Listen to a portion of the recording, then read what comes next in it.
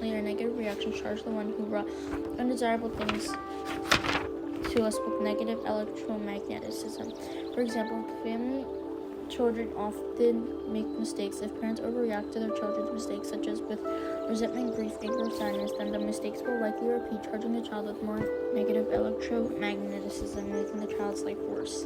The wise man, when people come to this world, they come with empty hands, bringing nothing, but we have air to breathe, sunlight to warm, and illuminate, water to drink and breathe every day, food to eat, clothes to wear, phones to connect us, houses to live in, vehicles to travel in, and these things beyond ourselves. All of these are bestowed by nature or brought by others. The wise man, when we have the energy of appreciation and gratitude, meaning we always maintain inner emotions about everything received in life, we simply have the energy of inner peace. Girl, yes, I'm also waiting for you to clarify. I think inner peace is the ultimate end of happiness, right? The wise man, that's right. A person's whole life is spent searching for happiness to attain inner peace. There are two concepts I need to clarify: joy for pleasure and inner peace, outwardly both making us happy, but in sense is different. Pleasure is the inner emotional state that occurs when we temporarily satisfy our greed for prosperity, beauty, fame, eating, and resting. So when people turn their greed and imagination to a new focus, the joy is gone. For example, we aim to buy a nice 1,000 dress. Wearing it will feel happy for 1 or 2 days, but after a week, wearing that dress won't make us feel happy. Different pleasures elicit different states of joy in people. People in society today often pursue joy based on pleasure, but with inner peace, it's completely different. The girl, yes, how is it different? The wise man, according to the guidance of the wise one, inner peace is the inner cognitive state when greed and imagination about prosperity, beauty, fame, eating, and resting have been let go, stopped, and cut off. It's the inner cognitive state receiving from one's authority, stemming from being and knowing without clinging to a person's nature and emotions. It's the inner cognitive state that knows what is listening, seeing, speaking, and knowing. The girl, yes, the wise man, whether or not they possess abundant materials like things to satisfy the greed and thoughts. A person who attains the state of inner peace can attain a state of joy. The girl, I feel inner peace allows people to attain wisdom. The wise man, inner peace is this type of energy people realize are always balanced. Those with the energy of inner peace are very resourceful, wise, and happy. Remembering when be free at inner peace, limit thinking about simply listening, see, speak, and knowing according to the nature of things and events. When problems arise, use compassion. When speaking, use appreciation and gratitude. Girl, yes, thank you. Listening to you about compassion, appreciation, gratitude, and inner peace. I feel my heart brimming with happiness. I feel I'm very fortunate. However, some people I know have taken many courses and gained much knowledge, but afterwards couldn't maintain their energy state. After a while, they lose energy and become bored.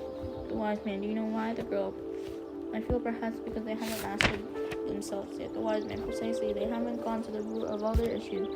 When they understand their root are determined by what they know, believe, and understand by the images in their minds and by their virtues, they will simply master themselves. The girl, every morning when I wake up, I usually spend around 20 minutes writing 3 pages, writing down all the thoughts in my head. I feel like the trash in my head is being taken out, helping me cleanse my own thing. The wise man, why does it have to be 3 pages? The girl, there is a form of writing meditation, bringing our minds back to the present. 3 pages is enough to settle the mind. The process of practicing this is very fun.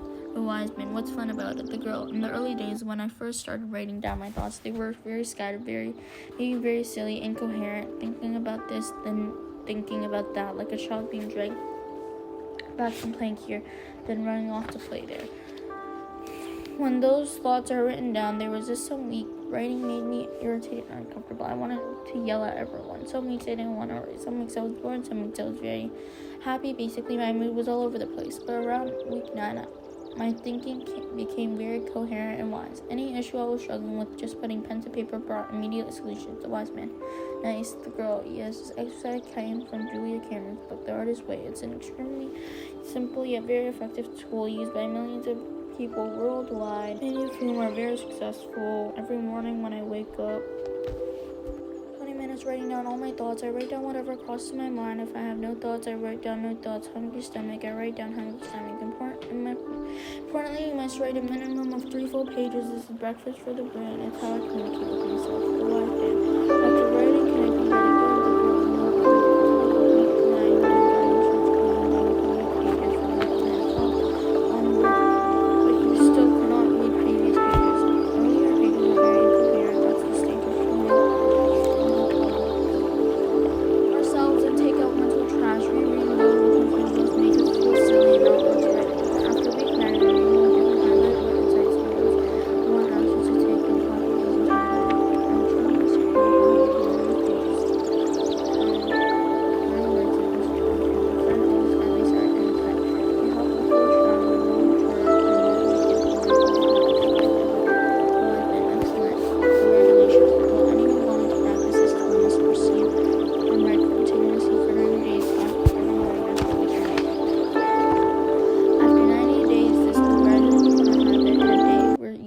spending time helping others and working. We forget we also need private time every morning, waking up, practicing gratitude, and working. We forget we also need private time every morning after waking up, practicing gratitude, and writing out all my thoughts. I feel very happy. The wise man, when we connect with ourselves, we're able to know who we are and live life as our true selves. Then we'll be abundantly happy. Only when happy enough can we spread happiness to others around us. The girl, additionally, whenever any issue comes up during the day, like at noon, afternoon, or evening, I can also sit down and write all I'm thinking, and answers will come. Solutions will come. I'll know what to do for any arising problems. Artists worldwide use this method to increase creativity. The other day on TV, there was a feature on a famous 90-year-old painter who's still very sharp in painting every day. He used this method from a young age. Now at 90, it's the main driver, helping the artist create wonderful paintings. There are 24 hours in a day. Practicing this method takes me only 20 minutes a day, but the impact is immense, helping me connect with myself and resolve all worries and struggles in life. The wise man, you are truly fortunate to know these things. Let me tell you another story.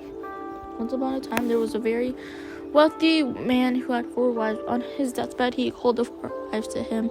First, he summoned the 4th wife, the one he cherished the most, whom he married when he was a little middle-aged at the peak of his career and fame. Since marrying the 4th wife, his life has improved more and more. Wherever he went, people admired and respected him, so he loved this 4th wife very much. He asked her, "Now that I'm about to depart, do you want to come with me?" Or the 4th wife said, "I'm sorry, I can't go with you, but after you pass, I can read your eulogy, telling of your achievements and steps in your career so that everyone knows of you. After that, our child and I will also leave this house." Hearing this, the man immediately was very sad. He immediately called in the 3rd wife. She was the wife he married when he was materially well off. He loved this wife very much too, but since marrying her, he had become very wealthy. Wherever he went, he brought her along and probably showed her off to everyone. He hoped his wife would go with him. He asked her, "Now that I'm about to depart, do you want to come with me?"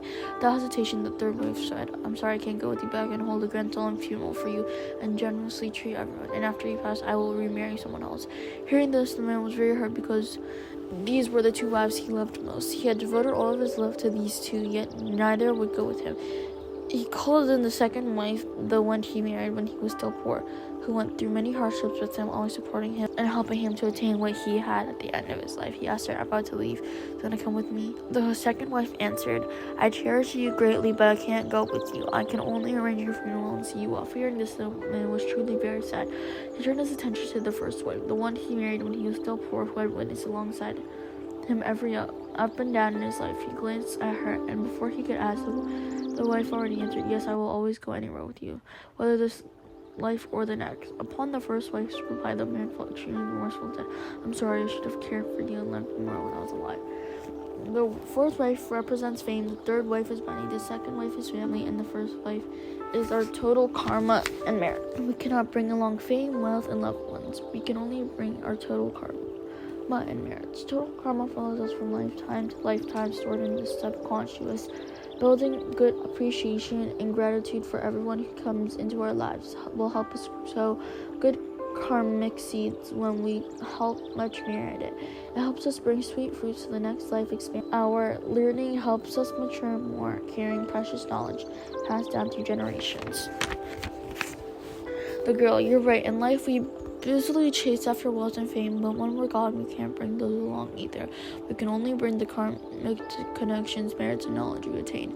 The wise man, correct. What is truly precious to us is the knowledge we possess, the merits we accumulate, and the good affinities we have connected. These help us attain inner fulfillment, and our outer life will automatically become good. What did you find interesting? Chapter 3, Manifesting Happiness. Now you understand the information and energy of happiness. Next, we will continue to materialize happiness with the 7 magnitudes of life. The wise man, we have the 7 magnitudes of life ranging from the 1st magnitude to the 7th magnitude. Magnitude 1, go to work plus salary equals job.